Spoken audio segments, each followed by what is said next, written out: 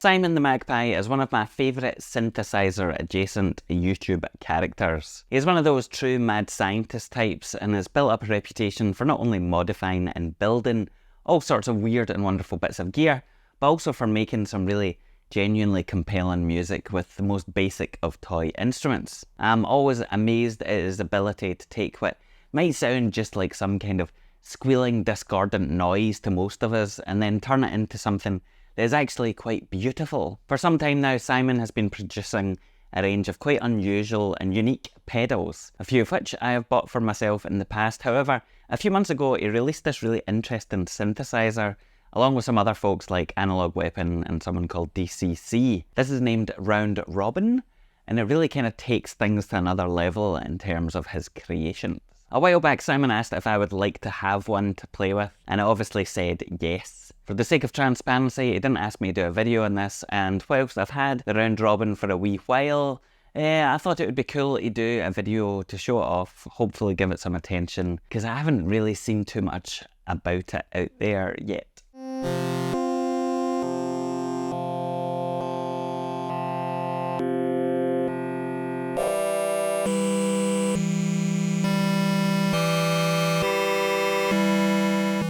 So what is this thing? Well, it is a 4-voice polyphonic digital synthesizer built on the round robin concept, hence the name. What this means in practice is that the voices cycle through one after the other as you play or trigger different notes, and each voice is represented by a corresponding LED in the top left, which lights up as that voice is active. By adjusting the waveforms or other parameters of each voice, you can then get some really interesting, pleasing, varied results, and this is actually one of my all-time favourite features that can be found on a select few other synthesizers like the Vermona Performer or the Mono Poly, and it really encourages you to tweak and experiment.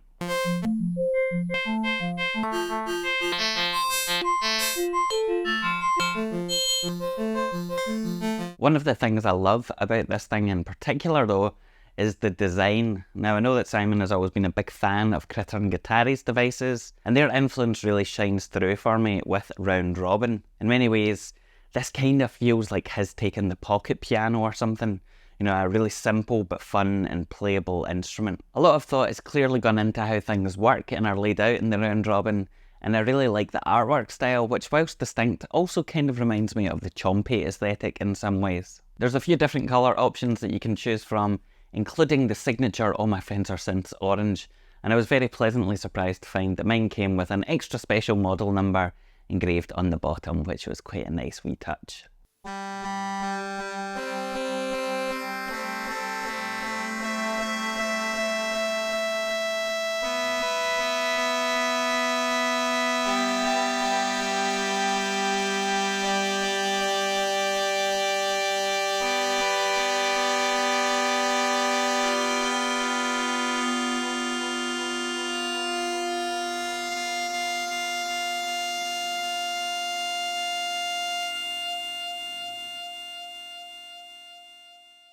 When it comes to controls, on the front panel we have got a 25 button keyboard, 4 dedicated knobs for adjusting the waveform of each of the voices, amongst other things, depending on the mode that you're in, a touch sensitive slider which can be mapped to a number of different parameters such as the pitch bend and filter cutoff,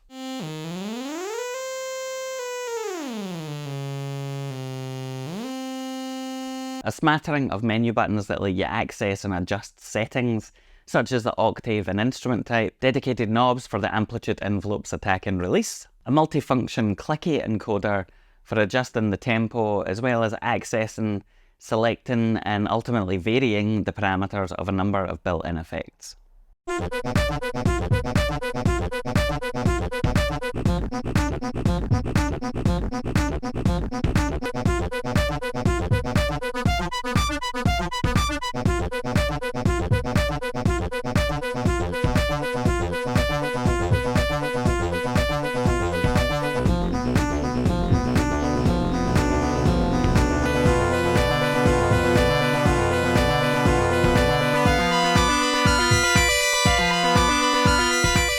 There are resonance and cutoff sliders for the filter, which have got LEDs in them, which provide some visual feedback.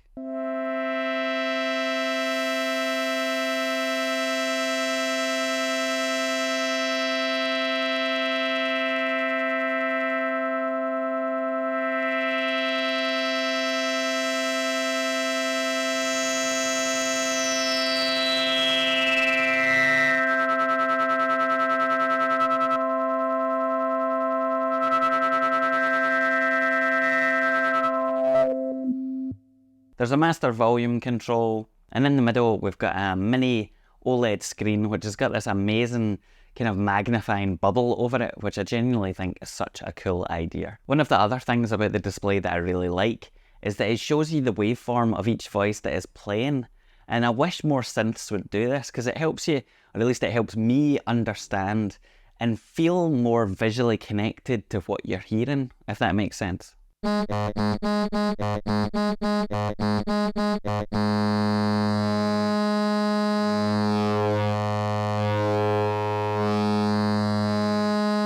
On the rear we have got a full-sized DIN MIDI input, which I understand is primarily for clock synchronization.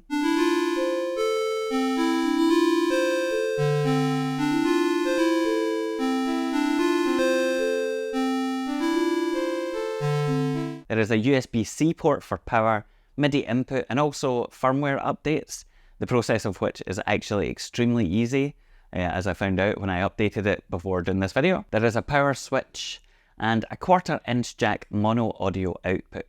It's worth noting that there is no MIDI output that I am aware of, so that means that Round Robin either has to operate standalone or slave to another device via MIDI clock. In addition to the USB-C port, you also have the option to power the device using 3 AA batteries which are inserted into the bottom.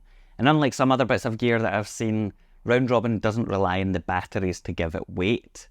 There's a good heft to the device on its own, and for what it's worth, the construction of the whole thing feels solid and well put together. As far as I can tell, the main panels are made of metal, with the frame and the keyboard buttons made out of some kind of high quality 3D printed plastic, I guess. Again, this still feels very similar to something that you would get from Critter and Guitari, Chompy, etc. Now, one of the main selling points for bits of gear like this is that they are meant to be the kind of thing that you can just pick up and make music with really easily.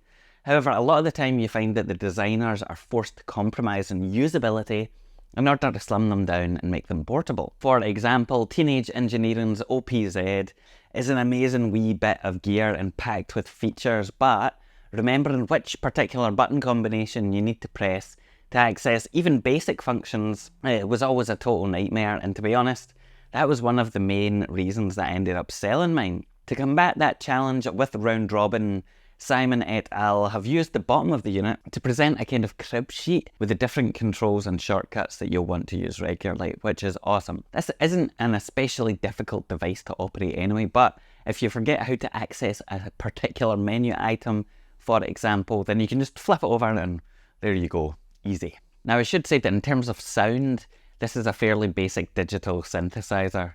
There are a number of different instruments that you can choose from, which ultimately correspond to harmonic variations along with tweakable parameters and various modes such as polyphonic, monophonic and monophonic unison, which is especially interesting. So there are some sweet spots to be found and explored. However, if you're looking for something with a huge sonic palette, this is definitely not going to be for you. It just isn't that kind of device.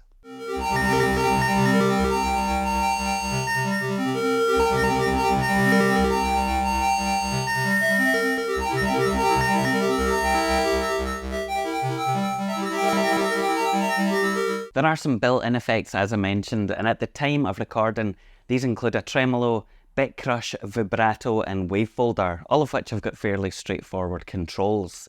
There isn't currently a reverb or delay in there, but I do wonder if those might be on the horizon for a future firmware update, potentially also with some additional synth algorithms, who knows. They have already added different filter types and the ability to save presets with a recent firmware update, so they are still adding features, which is pretty cool. Where I think the Round Robin really shines though is with the built-in Arpeggiator, which is far more feature-rich than you might expect.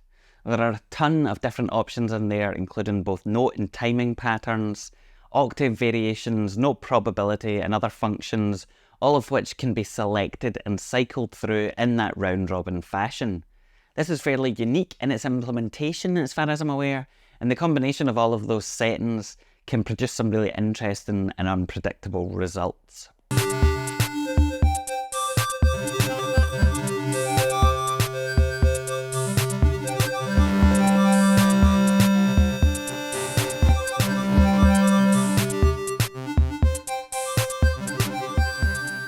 Personally, I've really enjoyed discovering and then building up looping patterns in this manner, which I then can either record and remix on my DAW, Octatrack or M8, or which I can then use as a bass for a track, clocking the round robin via MIDI to drum machines and other instruments, tweaking the parameters as I go, DAW-less jam style.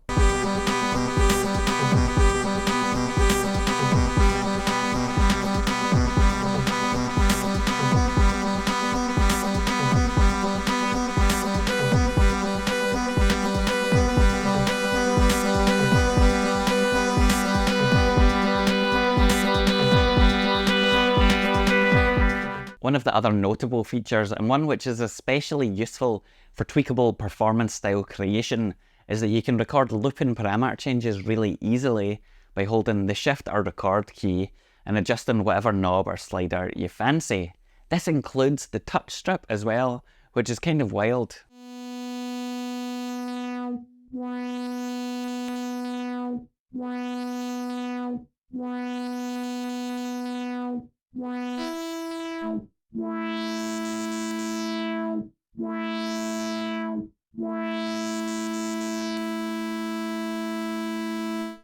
These modulations can really help break things up and add quite a lot, especially when you're making use of their arpeggiations. So that is my brief overview of the round robin.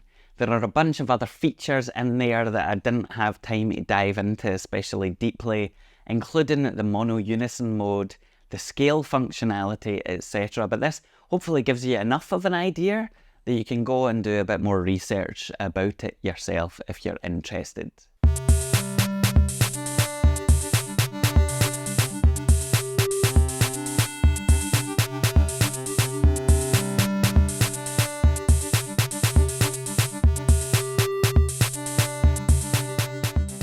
Whilst I obviously have plenty of other bits of gear that are technically far more capable than this thing is, the Arpeggiator really is something pretty special. And I also just really appreciate the simplicity of the round robin, and I've enjoyed sitting about on the couch playing with it, building up aurally pleasing loops and then recording them. To be honest, the one thing that I really wish it had was a headphone port for that very reason, as it would be more practical than the 1/4" jack alone.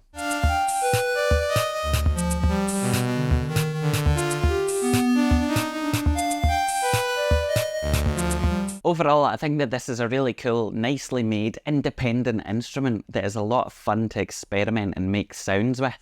If you don't really get it, then that's probably a sign that it's not for you, but I know a bunch of people out there that will already be imagining the possibilities.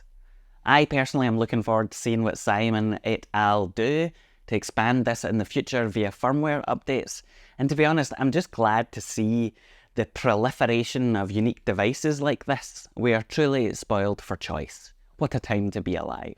At the time of recording this video, round robin costs about 350 Great British pounds, but it fluctuates depending on the currency exchange rate. So go look at magpiepedals.com and you can find all of the necessary information out there. Until next time.